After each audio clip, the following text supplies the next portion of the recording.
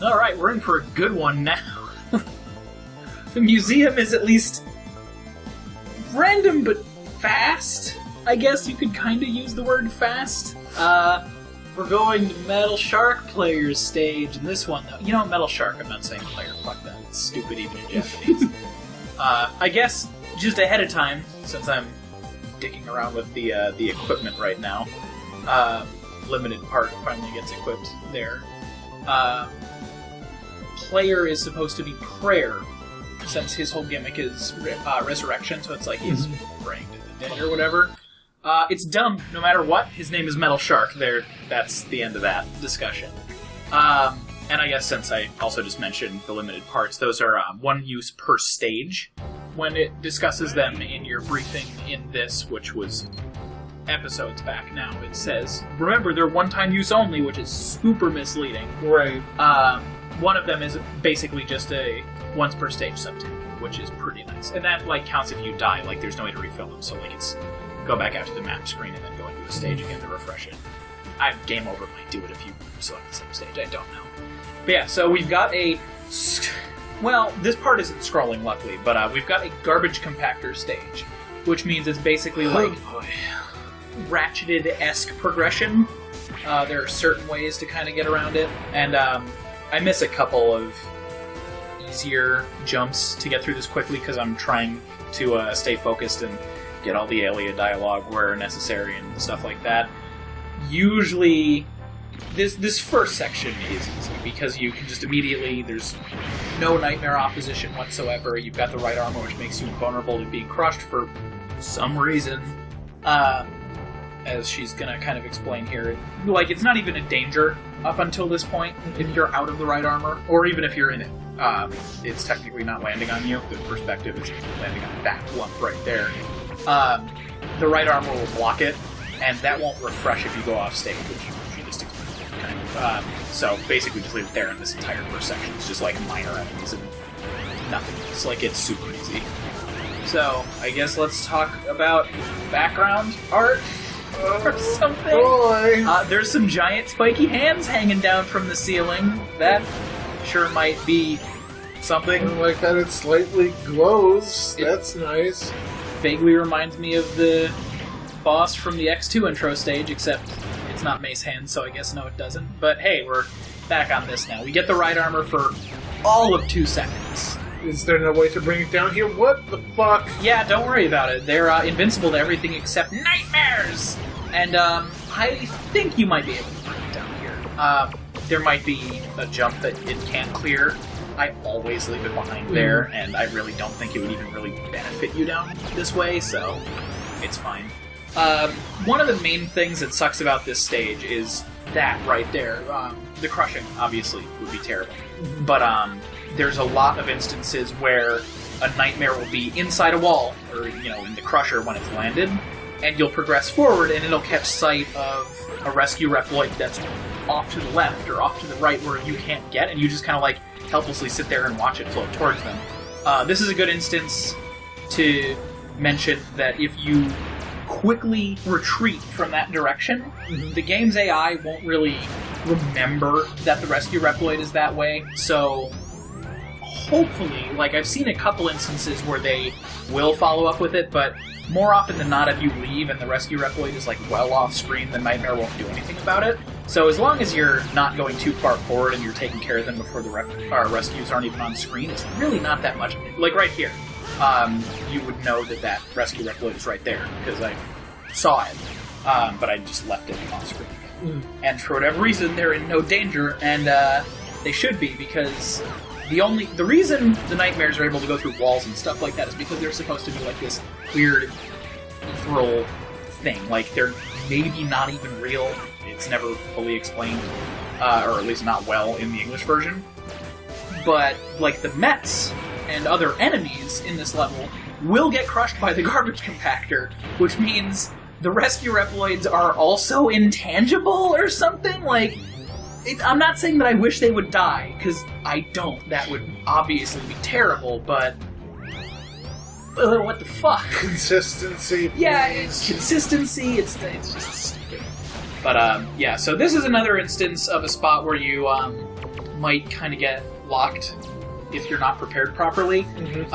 I've got that weapon. Oh my god, I already forget the name of it. It doesn't matter. Blizzard Wolfang's weapon. Ice something.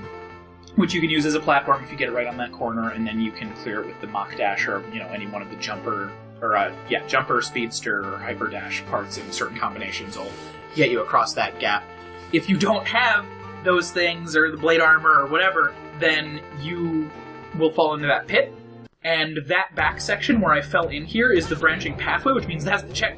So it's yet another instance of like, oh, I found my way down here with this secret stuff, and you might just be stuck down here without being able to clear that gap or respawn. Why? Because it's X6, and X6 is a never-ending, terrible nightmare experience. I tried to course correct away from the nightmare pun, but I couldn't think of anything else on the fly, and I was already committed. So now, we're on the branching path, which is, where you'd find the Zero Nightmare and all that. It's also a scrolling stage, and also really showcases how fun the right armor can be by making it walk half its normal speed and giving you absolutely nothing to fight. So, this is a bad stage for commentary. And I love that, the super extra difficult nightmare phenomenon in this stage that's like an actual stage gimmick versus one of the shuffling things is, oh, now the conveyor belt's moving. It's like, really? good, yeah. And the first nightmare effect is the garbage compactor. It's not supposed to be active. It's supposed to be like a shutdown facility. It's like, oh, the garbage compactor shouldn't be working. It must be the nightmare. Oh, alright. I know it's not coming across in the audio, but my head is in my hands right now. It'll be kind of noticeable. But yeah, so, same deal. This, the right armor blocks the compactor, so... I cannot tell... I know why the compactor doesn't mesh with the perspective, but it fucking bothers me. Yeah, because the perspective is always consistently shitty. You need to know where the actual crushing is, but god damn it, just go all the way down. Yeah. So this part sucks if you don't know what to do. You're invariably going to get fucking stopped by this thing, so you just get to watch unless you've got, a weapon prepared for that. I use the Blade Armor Giga attack to just, buy time and deal with it. I almost never I don't think I've ever gotten that soul there. And even then you almost fucked it up. Yeah, because I made contact with the thing that respawns in the amount of time. And the garbage compactor is always going to be in that position, too. It's not like a randomized thing, because it's scrolling, and the compactor's on a timer, which means it's always synced up. It's a great game. Speaking of a great game, here's another spot where you could soft lock. It's it's Nightmare Zero's replacement. It's Hymax now. So here's the second character that'll have different dialogue on any stage that you find him on, because you can find him on any stage. I can't wait to record all that extra footage. Eventually. So, unlike in the intro stage, you can actually damage him now. The reason this is a potentially unwinnable situation is because you can't damage him with your normal weapons, unless you're using the next armor, and that's for balance reasons, obviously. They weren't completely terrible, just 90% terrible. You stun him with a charge shot, or I think one of his weakness weapons, and then you hit him with either Magma Blade or Meteor Rain. Pretty sure it's the same for Zero, just obviously not the same attack names. And that's how you damage him. There's a couple annoying catches to it. One is you can't do it as an immediate 1-2. You have to hit him, let him sit for a little bit, and then hit him with the weakness weapon, or else the damage won't carry through.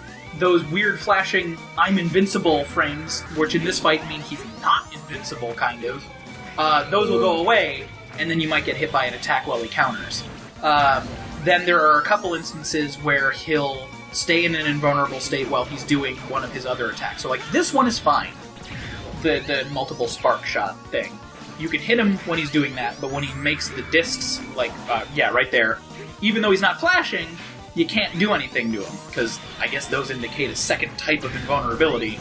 And then you can hit him when he's doing the disc, wall smash forward, but it's way more dangerous, and the way he moves is just jump over and then get him from behind. There's no real reason to risk anything. And it's kind of an interesting idea on paper, but it sucks. In execution? Yeah, it's okay, he's super powerful and he can only be damaged by certain things, but then you might not have those goddamn things. And I've been in that instance. I'm sure a lot of people that play X6 have been.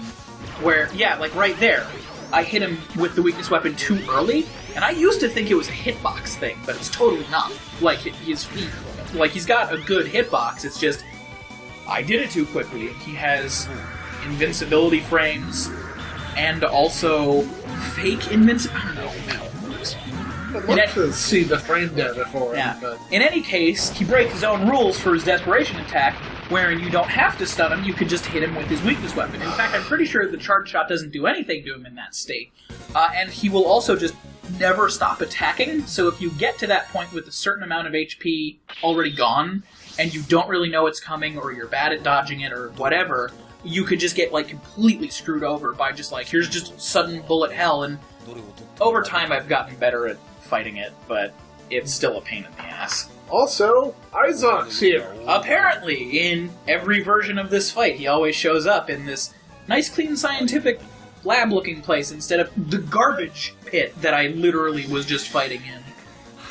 So, Isaac, what the fuck are you doing here? Where are we? What's going on? I think he's basically supposed to be like Hymax's handler, gathering data from the fight or whatever, and he's just like, oh, well, Hymax lost, that's real bad, we better fucking get out of here. And X is like, oh, who are you again? You're really unimportant, but I saw you doing bad things, so hey, stop right there, criminal scum.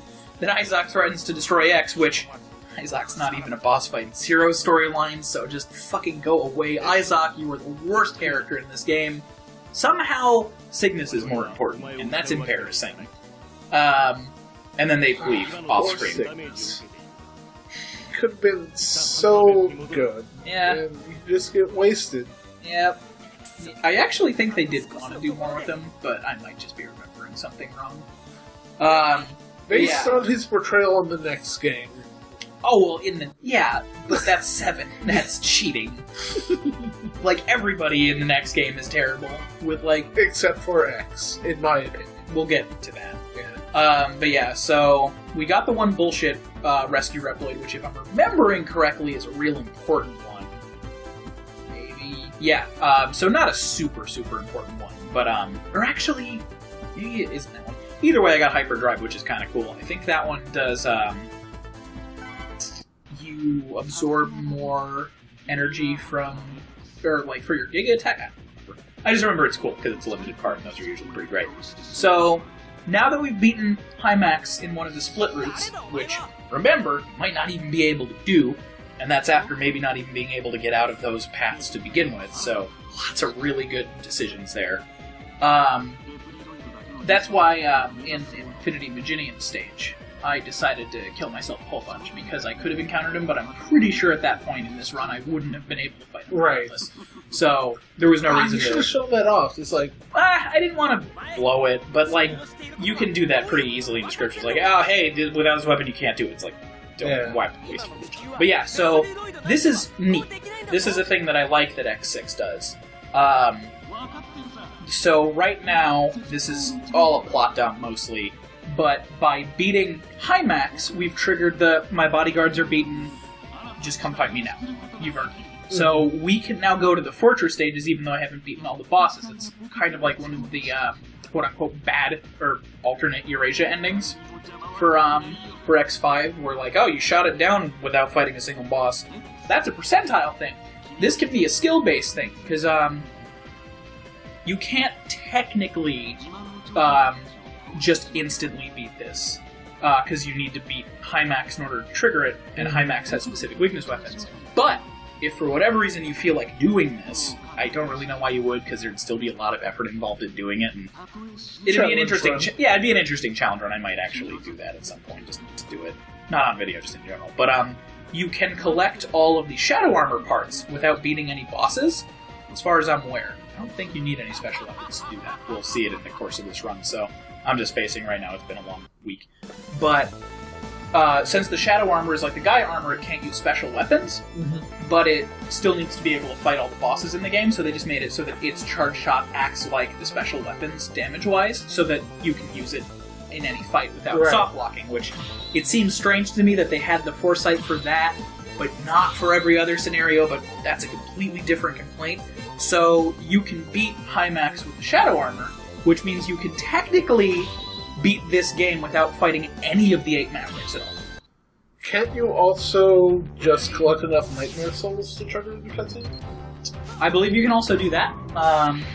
That does definitely sound right, but that would take a lot longer than just going through the 8. Because, again, I don't think you need anything really specifically other than, like, you need the one armor to get the other armor, but I'm pretty sure everything is just, like, jumping traps and shit, so you should be able to do that. It's the easier method of the two. But yeah, so now, this is my favorite armor. I'm gonna get a flack for that, apparently. I guess people don't like it, maybe because it's really easy to cheese thing, maybe because there's, like, some speedrunning thing that it's bad at.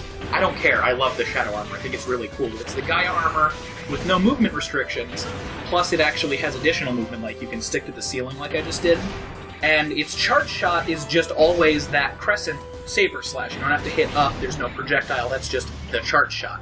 And what I've done is equipped the Ultimate Buster, which makes every shot a charge shot. So normally, what you'd be seeing with the Shadow Armor is a 3-shot spread of like orange shuriken-looking projectiles. It's kind of like the Japanese Fighter and Arrow Fighters for Super Nintendo, which you might not get, but I'm sure some will be like, hey, I love that game.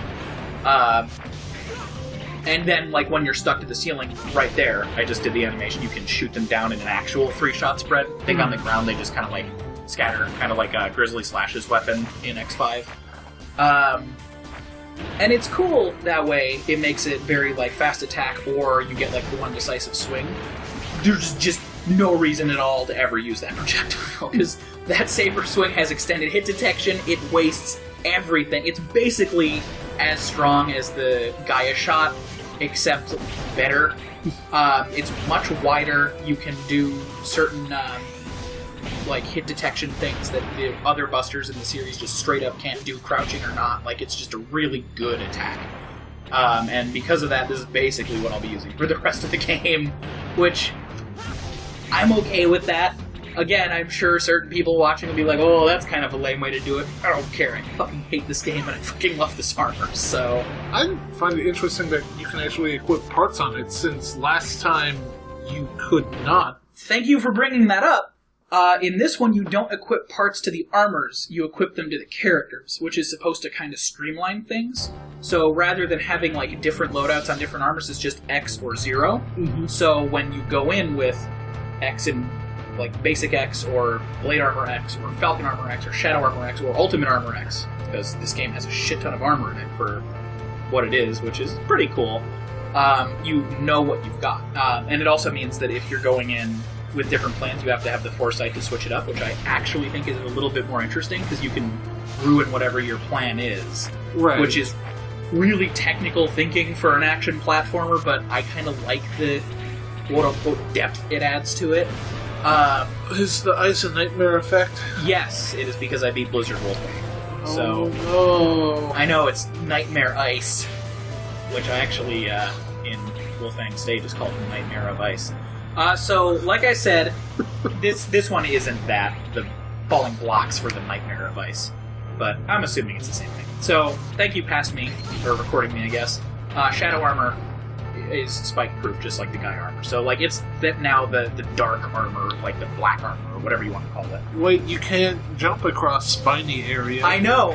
What will you do? So I just go ahead and laugh in its face. Actually, I've never gone through the stage with the Shadow Armor fully, because I've never really had to. In this run it was a little different.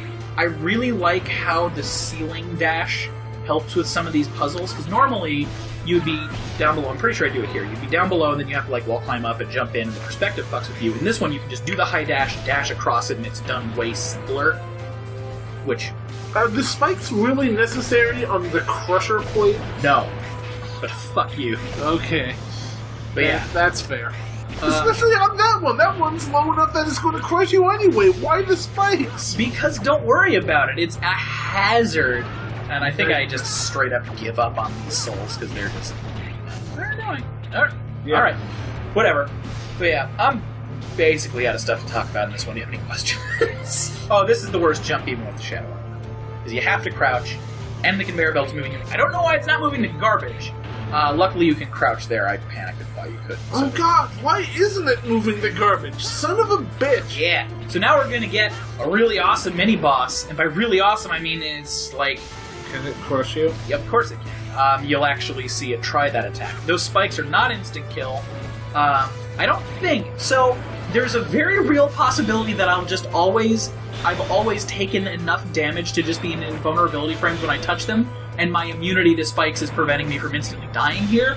I don't think that's the case, because I think if it's spikes that can't, or if it's spikes that can kill you, they'll never do damage to you with the shadow armor, and the guy armor. So I'm pretty sure if I can take damage with them in the shadow armor, then they're not instant death spikes, which is a really convoluted way of figuring that out. So we'll just go ahead and assume that's the case and never talk about it ever again. Does this fucker have a name? I think it does. I think it might be Nightmare Disposer. It might be like Nightmare It's a nightmare phenomenon. So Nightmare is its surname in some way. I just don't remember if it's like Nightmare Garbage or like Nightmare Flattener or some shit. It does have a name. I'm too lazy to look it up because it really doesn't deserve that amount of effort. And it's X6. No. And it's Nightmare. Certain parts of X6 are alright. Like the shadow armor and some of the boss designs and the character development. But that's not a lot. No, it's not enough to offset the rest of the game. I miss X1 so much. 1 and 2. So as we shit on the game, I really like Metal Shark. I think his design is really cool. Oh, there's actually a vague note on him in here. Sure. As somebody who had an overbite, I respect it. There's like a whole thing on the boss designs in here, but it ends in something about Metal Shark. Where's that pick up? And Metal Shark players, right, Metal Shark's legs were designed to look like the open jaws of a shark, which you can kind of see it in the art. Like, there's the upper teeth, there's the lower teeth.